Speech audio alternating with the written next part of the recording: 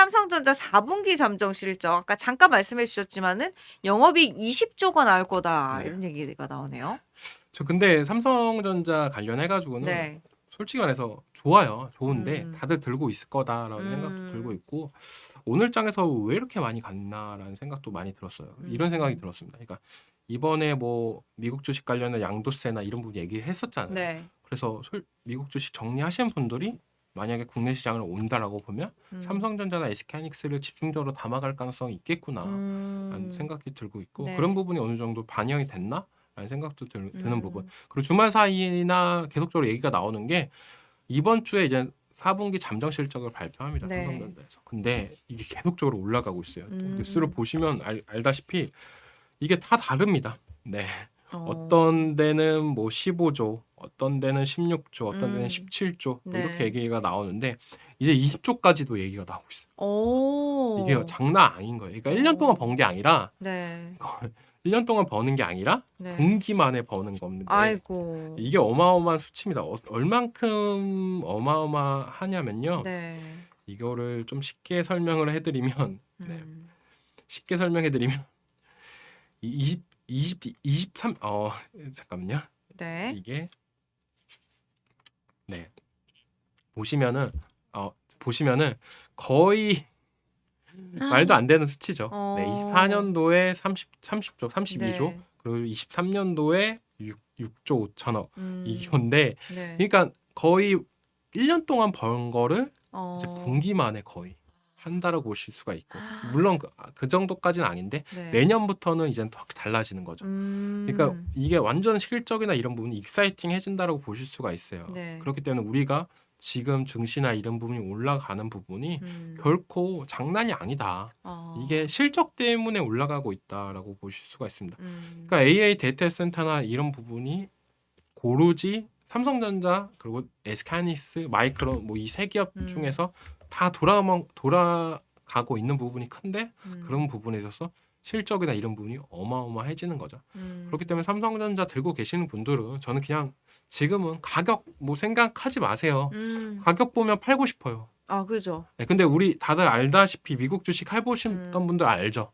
추세 한번 타고 진짜 한번 사이클 맞물리면 주식이 거의 1년 동안 올라갔던 부분도 있었기 때문에 삼성전자도 올라갔던 시기나 이런 부분을 보면은 작년 거의 뭐 9월 달부터 랠리가 네. 나왔습니다. 그러니까 제가 3월 달이라고 얘기하는 부분이 그래 1년까지 가는 거는 무리가 있을 수도 있어. 그러니까 6개월 정도는 그래도 우리가 참고 가자. 네. 그 부분이 이제는 이번 연도 3월 달이고 3월 달이면은 이번 연도 삼성전자의 1분기 잠정 실적 예상이나 이런 부분이 조금 더 가시성이 나오기 때문에 저는 그런 부분에 있어서 3월 네. 달까지는 들고 가자라고 하는 거죠.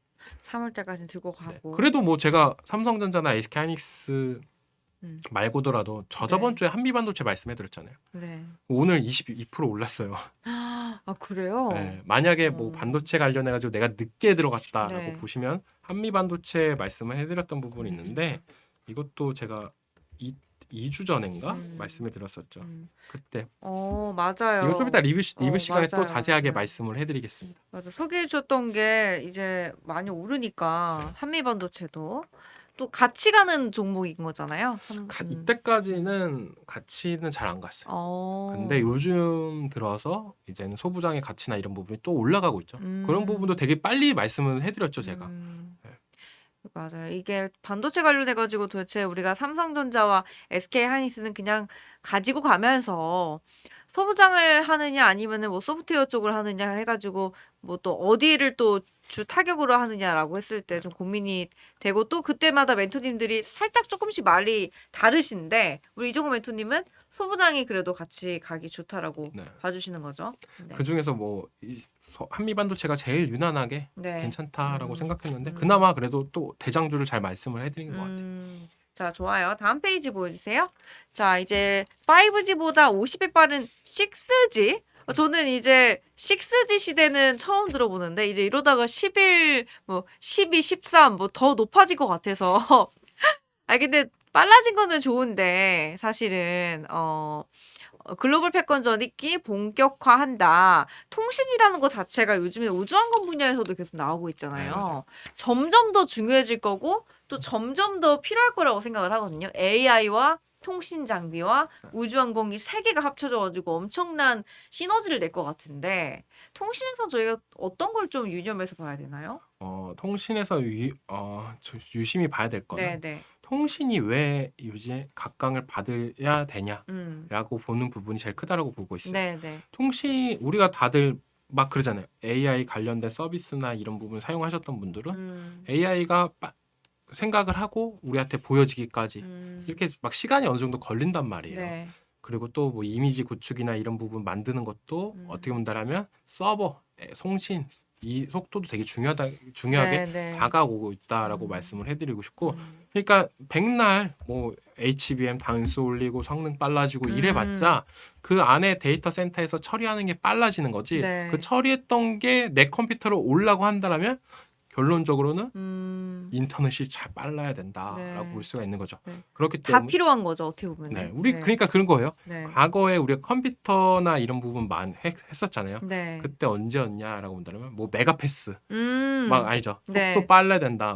막 그랬잖아요. 컴퓨터 뭐 게임 하셨던 분들은 아실 거예요. 네. 아무리 컴퓨터가 좋아도 인터넷이 갑자기 속도가 느려진다. 그러면 멈춥니다. 아, 맞아요. 데이터를 못 따라가고 맞아요. 있으니까. 그런 부분이 있지 않나라고 네. 생각이 들고 있고, 그러니까 온라인 시대에서는 이 통신이나 이런 속도가 제일 중요하다라고 볼 수가 있는데, 그런 부분에 있어서 가치가 계속적으로 올라가고 있다라고 보시면 돼요. 쉽게 설명하면 이렇게 된다라고 보실 수가 있는데, 그런 부분에 있어서 통신 장비 패권이나 이런 부분이 중국에서 많이 갖고 있었습니다. 중국 뭐 화웨이나 이런 기업들이 어떻게 보면은 계속적으로 얘기가 나왔어요. 네. 그러니까 글로벌적으로도 미국에서나 유럽에서도 뭐 하이의 제품이나 이런 걸 많이 썼는데, 또 통신과 밀접하게 들어가는 키워드가 뭐냐라고 본다면 보안이죠.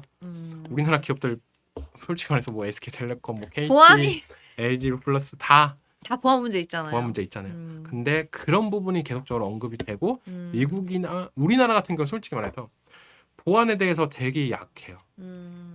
왜냐면 막 보안 같은 거 뭐 내도 그렇게까지 뭐 벌금이나 이런 게 크지 않잖아요. 중국에 털리고 북한에 털리고 하는데도. 네, 맞아요. 네. 그러니까 그런 부분이 있는데 미국이나 유럽 같은 경우에 그런 부분이 되게 큽니다. 그렇기 때문에 통신 장비나 이런 부분도 중국산 제품에서 이제 한국산 제품을 많이 갈아타기가 돼요. 그러니까 네. 탈중국화가 일어나고 있어요. 그런 부분에 있어서 우리나라 기업들도 네. 많이 하고 있습니다. 5G 관련된 기술이나 이런 부분이 삼성전자가 정말 우리나라 최고예요. 그래서 삼성전자가 외국에서 뭐 수주나 이런 걸 받으면 네. 우리나라 통신 장비 기업들한테 그 온기가 퍼지는 거죠. 낙수 효과가 이루어지고요. 그런 부분이 있고, 이 통신 쪽으로 많이 가면은 궁극적으로 통신이 잘 돼야 자율주행까지도 완벽해집니다. 네. 교통 상황이나 이런 부분은 실시간 반영이나 이런 부분이 통신이 원활하게 빨리 돼야 될 수가 있는 부분이고, 그런 부분이 있기 때문에 글로벌적으로 이 통신 패권이나 이런 부분 계속적으로 올라갈 가능성은 있다라고 네. 말씀을 해드리면서, 언제부터였냐라고 네. 한다면 작년에 다음 장으로 넘기시면 네, 작년에 다음 엔비디아에서 노키아에 투자를 했습니다. 이게 언제냐면 에이펙 전입니다. 노키아 때. 네. 에이펙 전에요. 네, 에이펙 전에 네. 노키아한테 투자를 한다고 하면서 네. 엔비디아가 이 통신 쪽까지도 넘기고 있구나. 통신까지도 이제 확대를 하려고 하는 부분이 있구나라고 하면서, 이때 투자할 때 했던 얘기가 그겁니다. 이 통신 속도나 이런 부분이 빨라야 원활한 데이터랑 서비스가 이루어질 가능성이 네. 높다. 그래서 미래 전략적으로 투자를 했다라고 했었는데, 그런 부분에 있어서 어떻게 본다면 5 이제는 통신 쪽을 유심히 봐야 된다. 왜냐하면 이것도 약간 2차 전지랑 비슷해요. 네. 그러니까 2차 전지랑 느낌이 조금 다른 부분이, 2차 전지 같은 경우도 탈중국화 현상이 나오면서 국내 관련된 기업들이 가치가 많이 올랐습니다. 네. ESS나 이런 부분이. 중국에서 2차 전지에 대해서 뭐라고 얘기했냐면 리튬 소유나 이런 부분은 많이 늘어나고 있다. AI 시대에 맞춰서. 하지만 자기네 제품은 줄어들고 있다. 그 말이 뭐냐면 미국 같은 경우도 우리나라 제품을 많이 사용을 하게 되니까 그런 부분이 있다라고 볼 수가 있는데, 이 통신 장비도 비슷한 흐름세가 나오고 있다라고 생각이 들고 있기 때문에 이제는 좀 관심을 많이 가져야 된다. 노키아가 또 사실은 굉장히 유명한 기업이잖아요. 네, 옛날에 한창 핸드폰이었죠. 네, 좋았다가 스마트폰을 타지 못해서 이제 사양하는 그런 상황이다라고 알았는데 제가 처음에 토스증권 시작할 때 네. 토스에서 광고를 이제 네, 하려고 한 주씩 준. 네, 한 주씩 줄 때 그때 항상 노키아가 있었어요. 만만하다고. 아, 왜냐면 노키아가 저렴하니까. 막 1,000원도 안 하고. 네, 얼마 안 하니까. 근데 노키아가 또 얼마나 커질지 저는 그 주식은 지금 없긴 한데 혹시 그렇게 한 주씩 받아놨다가 묵혀놓으신 분들은 네. 옛날에 네. 그 비트코인이랑 똑같아지는 거죠. 아, 그죠.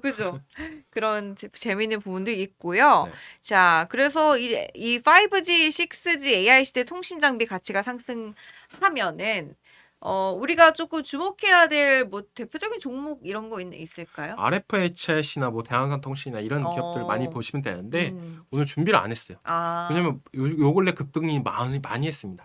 살짝 때문에- 조정을 기다려야 그러니까 되는. 올라간 종목 네. 말하는 것보다는 어. 조금 더 이제 5G에 관심은 가져라라고 네, 말씀을 해드리고 싶고 네. 저 들어갈 타임이나 이런 부분이 나오면은 음. 그때 다시 한번 설명을 해드리려고 해요. 음, 그리고 테마연구소에서 제가 음. 계속적으로 반도체랑 로봇을 거의 뭐 12월 달 내내 음. 말씀을 해드렸었는데 네. 오늘은 로봇이 없어요. 음, 왜 로봇이 없냐? 아까도 얘기했다시피 CS 이제 맞춰서 네. 어느 정도 수익도 챙겨라. 저번 주에도 어느 정도 수익은 챙겼으면 좋겠다라고 했었는데 그런 부분은 조금 가져갔으면 좋겠습니다. 네. 그러니까 뭐 삼성전자나 SK하이닉스는 3월 달까지 들고 가라고 하는데 왜 로봇은 수익도 챙기라고 하냐? 네. 느낌이 다른 거예요. 그러니까 삼성전자나 SK하이닉스는 뭘 기반으로 성장을 하고 있냐? 음. 뭘 기반으로 주가가 올라가고 네. 있냐라고 본다면 네. 실적입니다. 아, 실적은 눈에 보여요. 그죠. 돈을 버니까 음. 돈을 버는 기업은 올라가야 되죠. 당연한 거잖아요. 왜냐? 네.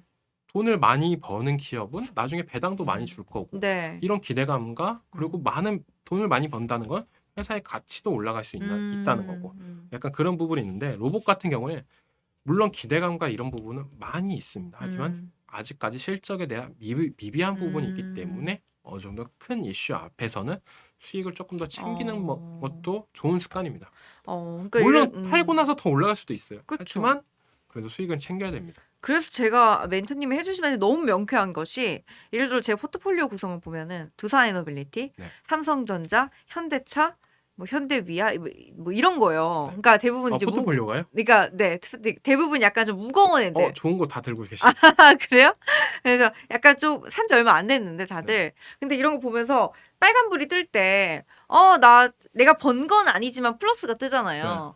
근데 저는 이제 어쨌든 시작한 지 얼마 안 됐어요. 시작한 지 얼마 안 돼가지고 사실 이게 들고 있다고는 하지만 얼마 안 들고 있긴 한데, 근데 이게 이런 애들은 오래 들고 가야 되는 거고 만약에 내가 정말로 이렇게 차익 실현을 해가지고 나도 주식을 해가지고 돈을 번다라고 싶으면은 뭐 약간 뭐 한미반도체라든지 이런 애들을 봐야 되는 건가요? 아니죠. 아니에요? 오래 들고 가야 되는 네. 개념이 어떤 거냐면 네. 되게 간단합니다. 이 회사의 전성기가 언제까지 갈 거냐라고 보시면 돼요. 그러니까 이 유행이 언제까지 갈 거야. 약간 이렇게 보시면 돼요. 네. 패션이랑 주식이랑 되게 밀접해요. 네. 패션도 정말 비싸게 내가 돈 주고 샀어요. 명품 가방을. 음. 근데 갑자기 유행이 없어져. 그럼 끝나는 거죠. 그죠. 하지만 계속적으로 유행이 없이 올라가는 종목이 있어요. 클래식이죠. 네. 클래식이 뭐냐? 미래 기반도 미래 어느 정도 기대감도 있는데 돈도 많이 벌어. 네. 그런 회사들은 안 팔아도 되잖아요. 뭐 저번 주에 우리 어렌 버핏 얘기했었나요? 그러면서 뭐 코카콜라 맞아요. 관련 종목들.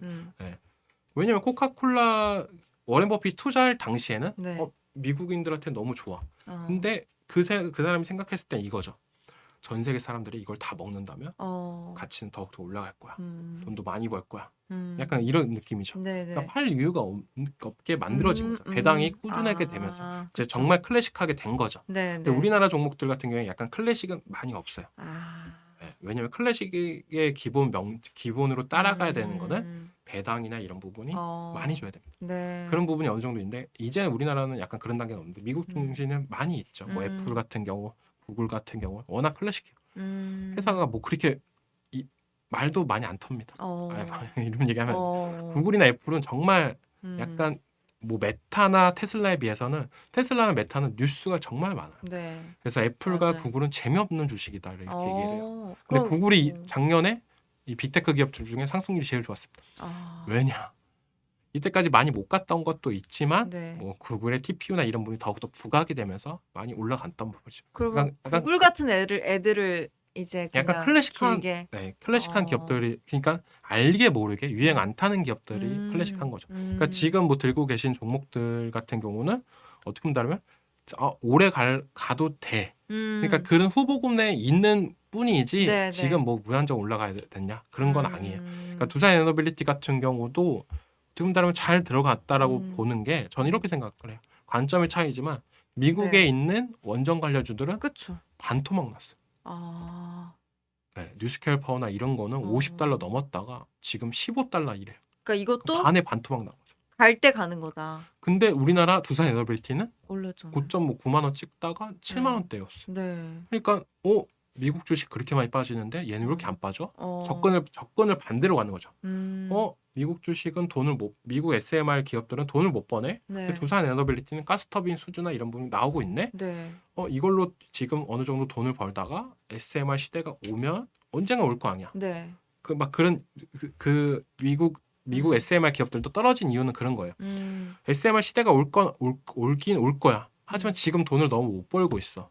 그게 좀 악재하긴 악재로 작용을 했던 네. 부분인데 우리나라 기업들은 지금도 돈을 벌고 있는데 미래에 대한 기대감도 있네. 그렇기 때문에 어느 정도 하방에 대한 압력은 조금 더 강하지 않았나. 그래서 오늘 장에서도 되게 좋은 모습세가 나왔거든요. 네. 그런 부분이 있다. 그러니까 지금 뭐 단기적으로 들어갔냐, 장기적으로 들어갔냐. 키포인트는 실적이 계속적으로 올라갈 거냐. 그러니까 호재가 또 있냐. 네. 그러니까 로봇 관련 호재는 이렇게 얘기를 하는 거죠. CES 다음에 그다음 알고 있는 호재 뭐 있어? 없어요. 네. 거기서 뭐 터지면 더 올라가겠죠. 뭐 테슬라에서 옵티머스, 뭐 시연이나 이런 부분이 판매량이 갑자기 늘었다. 뭐 이런 부분이 나온다라면 호재가 나오겠죠. 근데 그런 부분이 없습니다. CES가 너무 강력하게 작용을 했고요. 그러니까 그 전에 수익을 조금 챙기자. 거기서 뭐 대박 호재나 뭐 갑자기 뭐 MOU나 뭐 이런 얘기가 나오면서 또 연장될 가능성도 있겠죠. 그래서 그건 그때 가서 생각하고 네. 우리는 12월 달부터 계속적으로 주구장창 얘기를 했으니까 수익 어느 정도 챙기고 가자는 거죠. 뉘앙스가 다른 거죠. 그러네요. 좋습니다. 네. 이 두산 에너빌리티가 좋고 무거운 종목이라고 해서 무조건 내가 이걸 평생 들고 가야 돼. 약간 이런 개념은 틀렸다. 네, 그러니까 후보군에 네. 드니까 우리가 네. 이렇게 생각하는 거예요. 그러니까 네. 막 그런 거죠. 그러니까 이 기업이 좋아. 그러니까 내가 생각하기에는 그러니까 그 10가지의 관문이 있다라고 보시면 돼요. 그러니까 지금 한 관문은 됐어. 네. 그러니까 어느 정도 미래 보장이나 이런 부분은 돼. 그럼 어느 정도 그다음에 이제 실적을 보여줘. 그러면 네. 이제 또 한 관문이 통과되면서 들고 가면서. 그러니까 어. 거의 그런 거죠. 중장기 투자하시는 분들은 뭐 종목에 대해서 뭐 일주일마다 체크, 뭐 아니면 한 달에 한 번씩 체크를 네. 합니다. 내가 이 종목을 팔아야 될지 아니면 더 들고 가야 될지. 단기 투자하시는 분들은 30초마다 그러네요. 뭐 1분마다 투자를 네. 하죠. 네. 그건 물론 가격 싸움이고, 네. 근데 본격적인 뭐 종목에 대한 가치 평가나 이런 부분을 보시는 분들은 그러니까 조금 느긋하게 보시면서 가는 거예요. 네, 그러도록 하겠습니다.